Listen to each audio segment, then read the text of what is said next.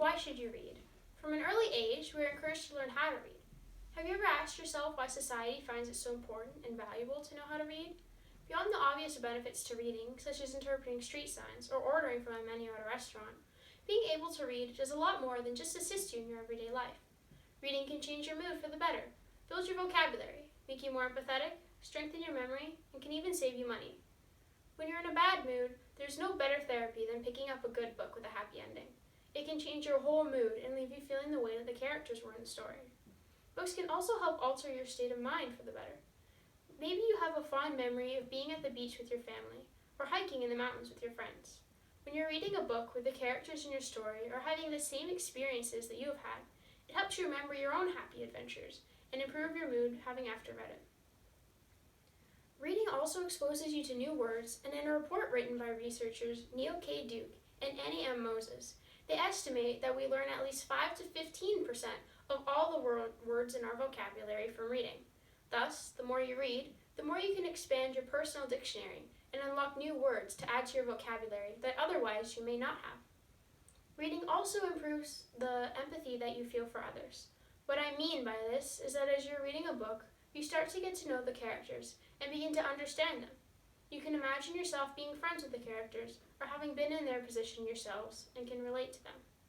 I can distinctly remember reading the fictional novel Miss Peregrine's Home for Peculiar Children by the author Ransom Riggs. It focuses around children who possess special supernatural powers and feel that they are strange and alienated from regular society. As I was reading the story and getting to know the characters, it taught me that I shouldn't be quick to judge others based upon their differences, and that everyone deserves to be valued and appreciated.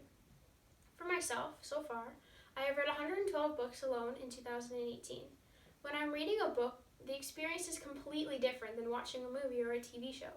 You become personally invested in what is happening with the characters, and it allows you to understand others' feelings and be able to relate to them better than just watching the characters on the screen. Is it true that reading can also improve your memory? Some researchers from Yale University also wanted to find that out and asked the question, how does reading books boost your brain power, whereas reading newspapers and magazines does not? The researchers' hypothesis was that reading chapter books encourages deep reading, instead of just skimming through headlines when reading the newspaper. They found that reading a book, whether it's fiction or nonfiction, or a biography, demands that your brain thinks more selectively and makes links from one chapter to the next, and to your own life experiences. When you make links within the story, your brain does as well. The Yale researchers determined that as you make connections within the story, your brain is also making new passages between each of the 4 lobes in both hemispheres of the brain. After time, these new neural pathways allow you to think faster, and it is even suggested that you can fight dementia associated with aging. Your bank account will also be happy that you're reading. According to School Library Journal, the average paperback book prices for 2018 ranges between approximately $9 to $16.50. On average, it takes about 6 hours to read a book, which amounts to roughly $1.50 to $2.75 for 1 hour of entertainment. On the other hand, going out to see a 2-hour movie can cost you an average, according to Cineplex Odeon ticket prices, $13.75 or $6.87 an hour for general admission, upwards to $24.75 or $12.37 an hour for a D-Box Ultra AVX admission. Compare these numbers and you can see that reading is a more cost-effective way to be entertained. And did I mention that taking books out of your local library is free? All in all, there is no downside when it comes to reading.